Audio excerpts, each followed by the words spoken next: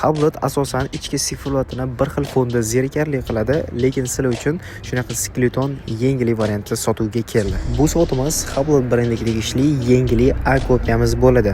Soatda dizaynlariga o'zingizlar baho berasizlar. Bir xil zerikarli fondan charchaganlar uchun sizlarga shu ideal variant bo'ladi. Soatimizda ichki sifatlariga keladigan bo'lsak, mexanizmlari to'liq ochuvligicha ko'rinib turadi.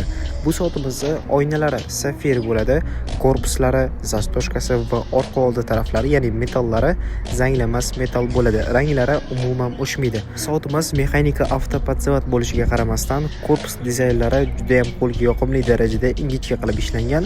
Orqa tarafida shunaqa mexanizmlar ham ko'rinib turadi. Bu soatimizda yana bitta zo'r tarafi va bu tarafi hammaga yoqadi.